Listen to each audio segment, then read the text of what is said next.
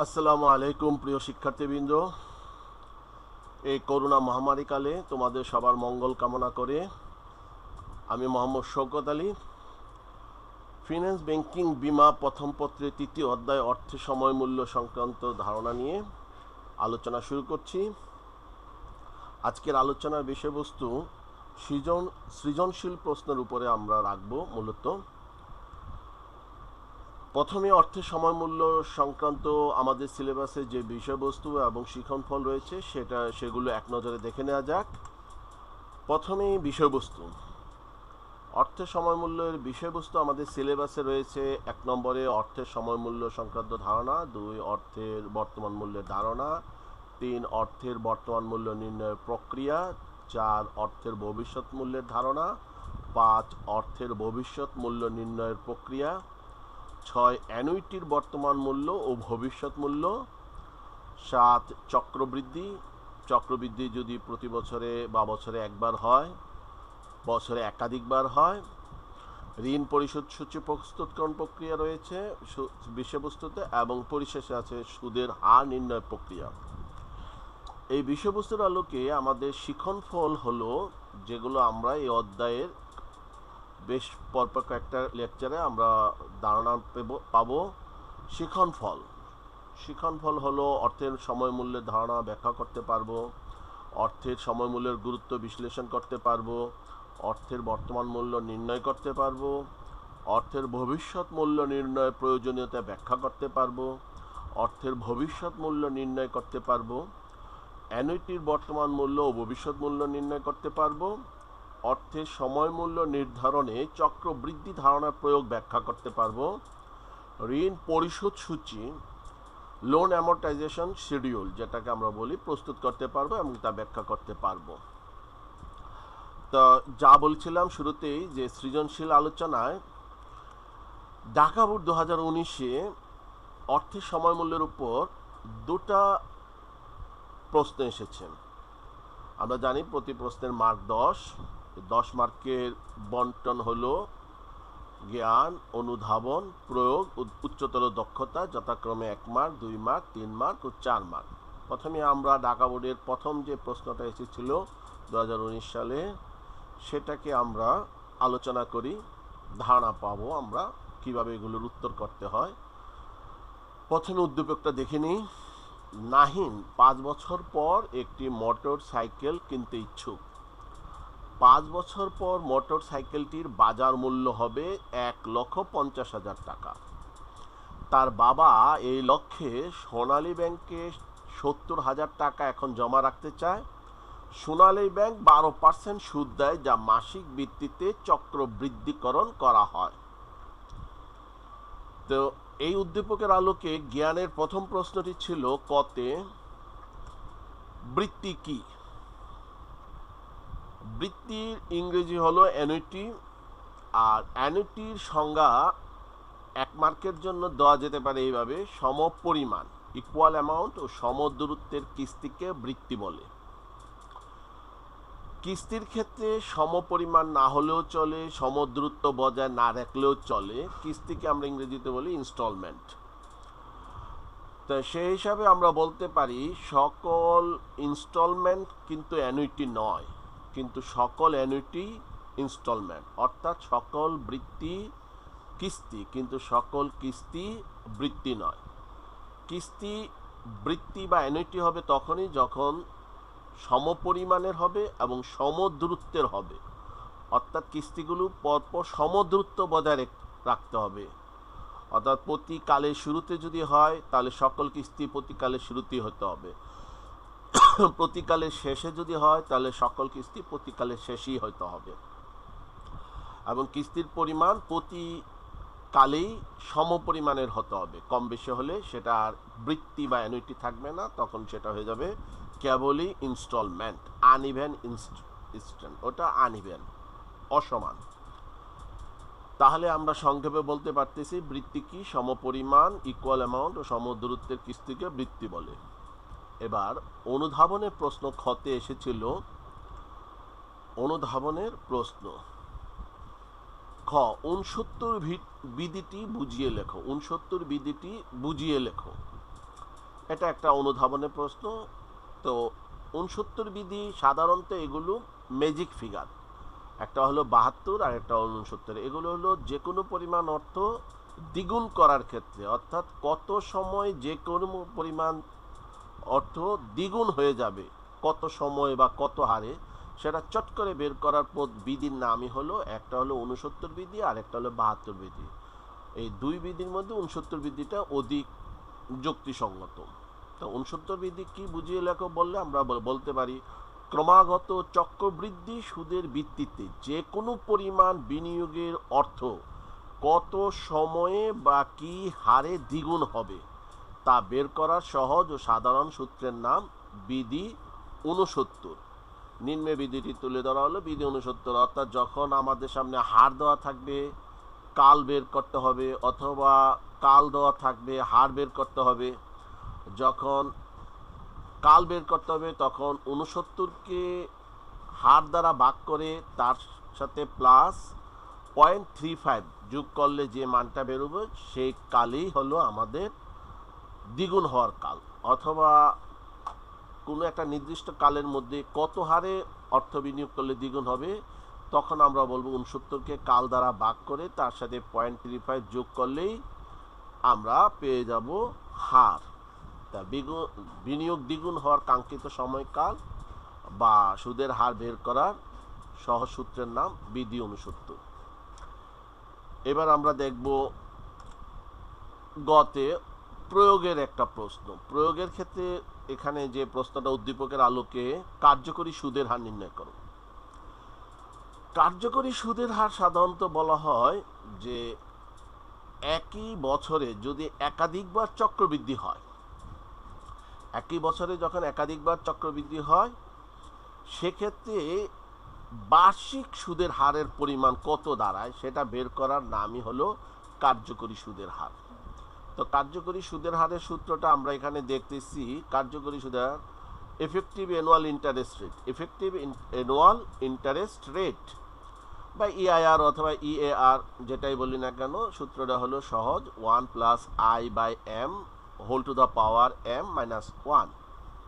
এখানে আমরা এম বলতে বুঝবো এক বছরের চক্রবৃদ্ধিকরণ সংখ্যা। যেমন আলোচ্য উদ্দীপকে সোনালী ব্যাংকের ক্ষেত্রে বলেছে তারা মাসিক ভিত্তিতে চক্রবৃদ্ধি করে, তাহলে বছরে মাস 12টা, তাহলে চক্রবৃদ্ধিকরণ সংখ্যা হলো 12 বার।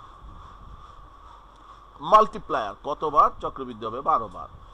এবং প্রদত্ত নামিক সুদের হার, এখানে আলোচ্য প্রশ্নে সোনালী ব্যাংকের সুদের হার বলা আছে 12%।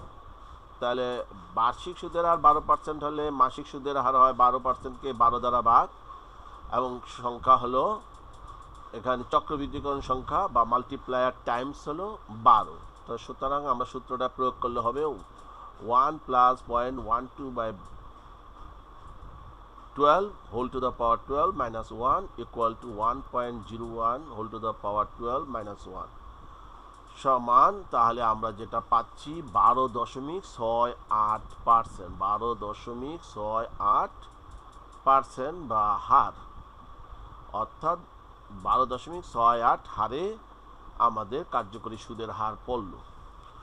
যদিও ব্যাংক সুদের হার 12%, যেহেতু বছরে একাধিকবার চক্রবৃদ্ধি হয় সেক্ষেত্রে আমাদের এটা 12.68%। এবার আমাদের উচ্চতর দক্ষতার যে প্রশ্নটা ছিল সেটা হলো ঘতে, যে মেয়াদ শেষে নাহিন কি মোটর সাইকেলটি কিনতে সক্ষম হবে? গাণিতিকভাবে যুক্তি প্রদর্শন করো, গাণিতিকভাবে যুক্তি প্রদর্শন করো। তাহলে আমরা দেখতেছি এখানে যে 70,000 টাকা সোনালী ব্যাংকে জমা রাখলে ব্যাংক মাসিক চক্রবৃদ্ধি করবে, তাহলে মাসিক চক্রবৃদ্ধি যদি করে তাহলে মাসিক চক্রবৃদ্ধির সুদের হার বার্ষিকীকরণ বা কার্যকরী সুদের হারে পরিণত হয়। আমরা এই গ প্রশ্নে দেখেছি 12.68% হারে। তাহলে 5 বছর পর আমার 70,000 টাকা 12.68% হারে হবে। তাহলে আমাদের সূত্রটা হলো সাধারণ নিয়মে বার্ষিক মূল্যে বিনিয়োগের ভবিষ্যৎ মূল্য বের করার যে সাধারণ সূত্রটা আছে সেটা হলো পিবি ইন্টু এফবিআইএফ। এখন এখানে এফবিআইএফটাকে আমরা বলি যে এটা হলো যে কোনো পরিমাণ টাকা, এটা factor, factor table. Future value interest factor. Factor কি, এটা আমরা ছোটোবেলায় জানি, ঐকিক নিয়ম। যে ছোটোবেলায় আমরা যখন অঙ্ক করতাম তখন আমাদেরকে ঐকিক নিয়মে বলা হতো যে কোনো পরিমাণ সমস্যাকে আমরা এক ভিত্তিক মানে বের করে নিয়ে আসতাম। ঐকিক নিয়ম মানি হলো এক ভিত্তিক গণিতক মান। তাহলে আজকের 1 টাকা 5 বছর পর কত হবে সেটা যদি আমায় জানি, এটা আমরা একটা ট্যাবল আকারে পাই, তাহলে সেই ট্যাবলটা আমরা এক নজরে একটু দেখে নিই। এই ট্যাবলটা হলো, এখানে আমরা ট্যাবলটা একটু দেখে নিই, তাহলে দেখা যাচ্ছে ট্যাবলটা হলো যে এফবিআইএফ ফ্যাক্টর ট্যাবল। এফবিআইএফ ফ্যাক্টর ট্যাবল, সে ট্যাবলের মধ্যে আমরা দেখতেছি এই যে 12 আচ্ছা, আমরা এখানে যেহেতু 12.68% নেই সরাসরি, তাই সেক্ষেত্রে আমরা সাধারণ যে সূত্রটা আছে সেটাই প্রয়োগ করব। সেটা হলো PV into 1 plus i whole to the power n. PV into 1 plus i whole to the power n, এটা হলো ফ্যাক্টর টেবলের মূল সূত্রটা। তাহলে মূল সূত্রের ভিত্তিতে আমরা যদি অঙ্কটা করি, যেহেতু 12.68%-এর কোনো টেবল কলাম নেই, সেহেতু আমাদের মূল সূত্রে যেতে হবে। মূল সূত্র হলো PV into 1 plus i whole to the power n. এখন আয়ের বলতে আমরা বুঝি এখানে 12.68% বা 0.1268, আর এন হলো চক্রবৃদ্ধি কাল। চক্রবৃদ্ধি কাল বলতে আমরা বুঝতেছি এখানে 5 বছর 5। সুতরাং আজকের বিনিয়োগ 70,000 টাকা, 5 বছর পরে হবে 1,27,155 টাকা। তাহলে আমরা দেখতেছি যে আমাদের প্রস্তাবিত বিনিয়োগের ভবিষ্যৎ মূল্য দাঁড়াচ্ছে 1,27,155 টাকা। অথচ 5 বছর পর আমাদের মোটর সাইকেল কিনতে গেলে 5 বছর পরে প্রস্তাবিত মোটর সাইকেলের বাজার মূল্য ধরা আছে 1,50,000 টাকা। তাহলে আমরা কি সুপারিশ বা সিদ্ধান্তে আসতে পারি, সেটাই আমাদের কাছে পরিশেষে জানতে চাচ্ছি। গাণিতিকভাবে যুক্তি প্রদর্শন করো, মোটরসাইকেলটি কিনতে সক্ষম হব কি না। তাহলে আমরা যুক্তিসহ সিদ্ধান্ত দিচ্ছি যে উদ্দীপকে বর্ণিত মোটরসাইকেলটির 5 বছর মেয়াদান্তে বাজার মূল্য 1,50,000 টাকা, অন্যদিকে প্রস্তাবিত বিনিয়োগের মেয়াদান্তে মূল্য হবে মাত্র টাকা 1,27,155 টাকা। তাহলে তো ঘাটতি পড়ে গেল। সুতরাং প্রস্তাবিত বিনিয়োগের ঘাটতি 22,845 টাকার কারণে 5 বছর মেয়াদান্তে উদ্দীপকে বর্ণিত নাহিন মোটর সাইকেলটি কিনতে সক্ষম হবে না। তাহলে আমাদের পরীক্ষায় লেখার সময় এই দিকগুলো খেয়াল রাখতে হবে, যত সংক্ষেপে লিখতে পারি আমরা, এবং মূল পয়েন্টগুলো লিখে দিলে হলো। আরও একটা প্রশ্ন উদ্দীপক আমরা এখানে দেখি, যেটা ঢাকা বোর্ডে আসছে 2019-এ। সেটা হলো সাবরিনা এইচএসসি পরীক্ষায় জিপিএ 5 পেয়েছে। তার বাবা তাকে 1 লক্ষ টাকা পুরস্কার হিসাবে দেওয়ার সিদ্ধান্ত নেয়। তার বাবা তাকে অর্থ গ্রহণ করার 2টি বিকল্প প্রস্তাব দেয়। বিকল্প 2টি নিম্নরূপ। বিকল্প 1, সে 5 বছর যাবৎ প্রতি বছরের শুরুতে, এখানে খেয়াল রাখতে হবে যে কালের শুরু বা কালের শেষ, এখানে বলতেছে প্রতি বছরের শুরুতে যথাক্রমে 10,000 টাকা, 15,000 টাকা, 20,000 টাকা, 25,000 টাকা এবং 30,000 টাকা পাবে। অর্থাৎ মোট 1 লক্ষ টাকা পুরস্কারই পাবে, কিন্তু সেটা পাবে 5 বছর ব্যাপী, প্রতি বছরের শুরুতে 10,000, 15,000, 20,000, 25,000 এবং 30,000 টাকা হারে। অন্যদিকে দ্বিতীয় বিকল্পটা হলো সে 5 বছর যাবৎ প্রতি বছর শেষে 20,000 টাকা করে পাবে। তাহলে 5 বছরে 5 20 1 লক্ষ টাকা পাবে। উভয় বিকল্পেই 1 লক্ষ টাকা পাবে, কিন্তু প্রথম বিকল্পে প্রতি বছরের শুরুতে, কিন্তু এখানে প্রাপ্তিটা প্রতি বছর অসমান, অর্থাৎ এগুলো কিস্তি, সাধারণ কিস্তি। একটু আগে আমরা আগের উদ্দীপকে যেটা বলেছিলাম, আগের উদ্দীপকে বলেছিল বৃত্তি কি। বৃত্তি কি, তখন আমরা বলেছিলাম সম পরিমাণ ও সমদূরত্বের কিস্তিকে বৃত্তি বলে, কিন্তু যখন এগুলো সমান হবে না তখন কেবলই কিস্তি। তাহলে প্রথম বিকল্পে এগুলো কিস্তি, কিন্তু দ্বিতীয় বিকল্পে প্রতি বছর শেষে, তার মানে এটা সমদূরত্বে।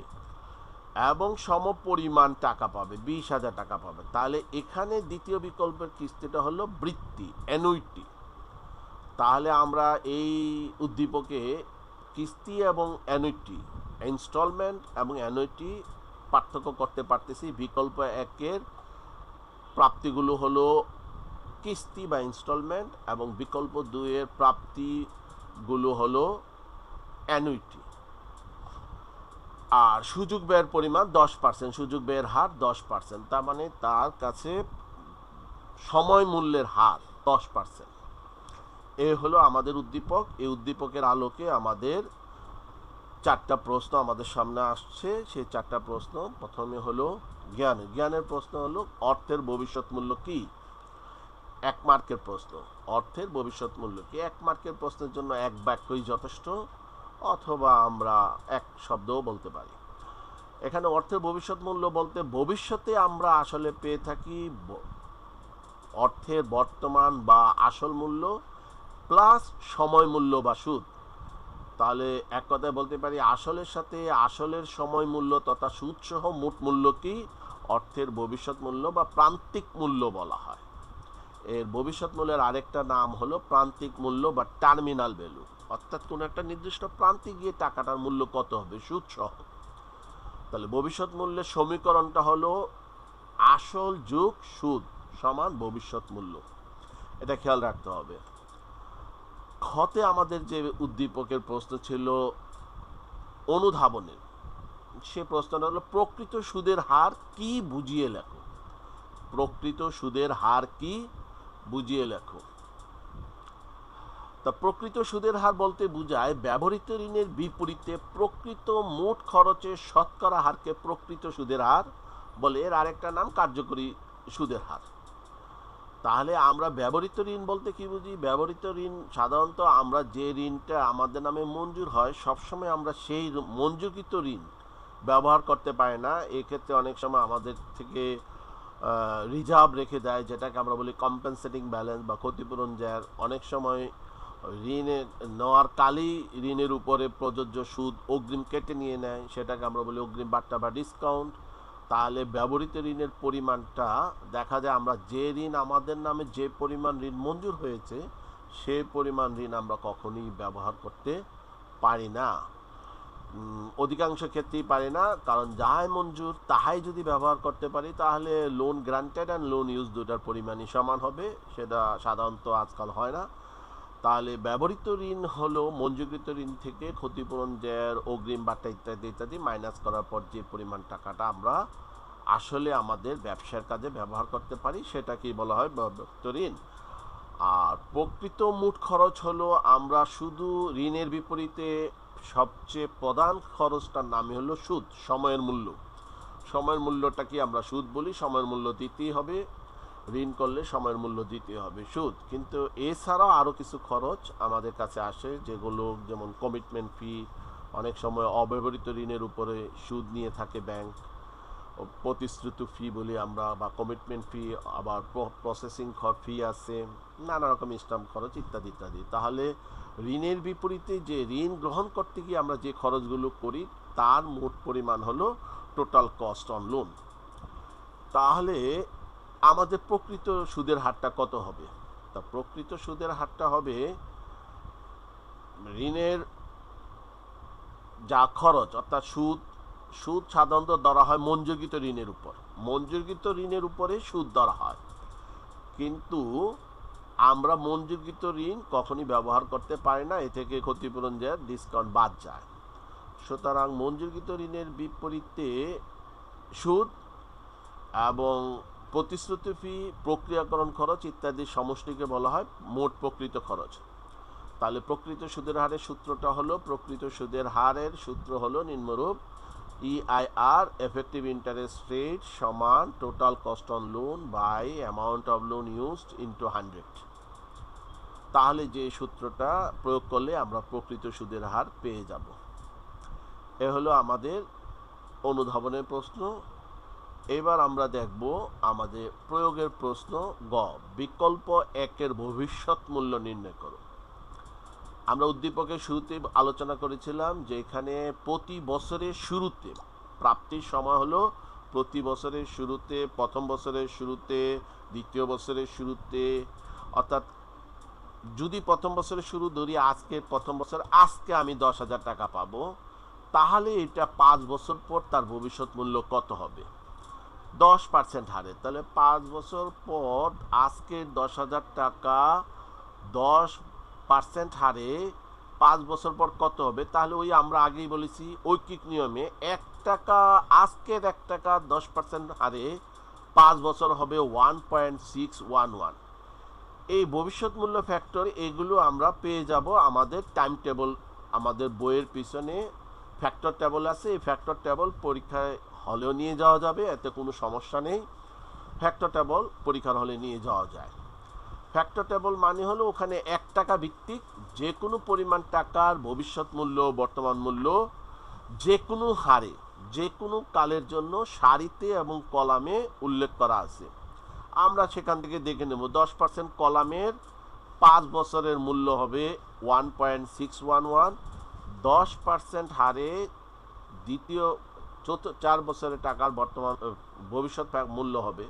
অর্থাৎ আজকের 1 টাকা 5 বছর পরে হবে 1.611, আজকের 1 টাকা 4 বছর পরে হবে 1.466, আজকের 1 টাকা, এইভাবে যে টাকাগুলো হবে। তাহলে আমরা ভবিষ্যৎ মূল্যের ফ্যাক্টর টেবলে দেখতেছি যে প্রথম বছরের শুরুতে যে টাকাটা পাবো তার 5 বছর অন্তে হবে 1.611, দ্বিতীয় বছরের শুরুতে যে টাকাটা পাবো 5 বছর অন্তে তার মূল্য হবে 1.464, তৃতীয় বছরের শুরুতে যে টাকাটা পাবো 5 বছর মেয়াদান্তে তার মূল্য হবে 1.331, চতুর্থ বছরের শুরুতে যে টাকাটা পাবো তার ভবিষ্যৎ মূল্য 5 বছর মেয়াদান্তে হবে 1.21, 1 টাকা ভিত্তিক, এবং পঞ্চম বছরের শুরুতে 1.100।